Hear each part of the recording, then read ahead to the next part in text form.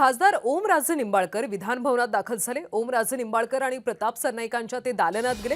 उपमुख्यमंत्री एकनाथ शिंदे सभागृहातून सरनाईकांच्या दालनात गेले। एकनाथ शिंदे, ओमराजे निंबाळकर, प्रताप सरनाईक यांच्यामध्ये बैठक सुरू असल्याची माहिती।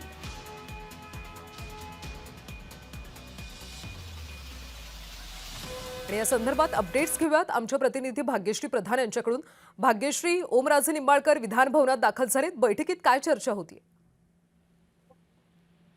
नक्कीच दाखल तर झालेले आहेत। आपण बघतोय की कालच साधारणतः प्रवेश जो आहे पक्षप्रवेश तो त्यांनी केलेला आहे आणि त्यानंतरच्या ज्या बैठका आहेत त्या महत्त्वाच्या आहेत। निधी वाटपावरनं देखील चर्चा होऊ शकते। या व्यतिरिक्त इतरही विषय जे विकास कामांचे असतील त्यांच्या भागातले त्या संदर्भात देखील चर्चा होऊ शकते असं एकंदरीत सांगितलं जातंय। मात्र आत्ताच ओमराजे इथे आलेले आहेत, त्यामुळे नेमकी बैठक काय होते आणि बैठकीनंतर ते माध्यमांना प्रतिसाद देतात का, माध्यमांना काही सांगतायत का, हे बघणं महत्त्वाचं ठरणार आहे।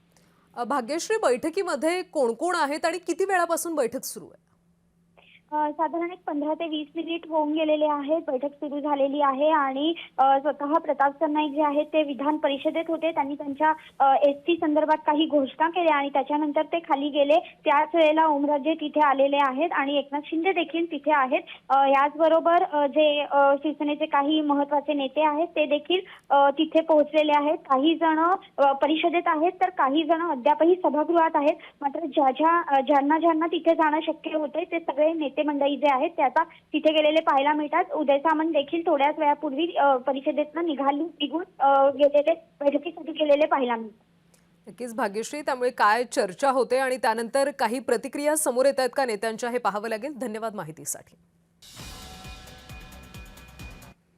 विकास निधी मिळत नसल्यानं पक्ष सोडणाऱ्या खासदारांच्या तर पोलखोल झाली। खासदारांनी मंजूर झालेला विकास निधी सुद्धा पुरेसा वापरला नसल्याचं समोर आले। मंजूर निधीपैकी तुटपुंजाच निधी खर्च केल्याचं उघड झालं। विकास कामासाठी, जनतेच्या कल्याणासाठी पक्ष सोडणारे निधी पूर्ण वापरत सुद्धा नाहीत असं आता समोर आले। निधी असून सुद्धा विकास कामं केलेली नसल्याची माहिती संजय दिना पाटील यांनी अवघा 1.1% खासदार निधी वापरल्याचं कळतंय।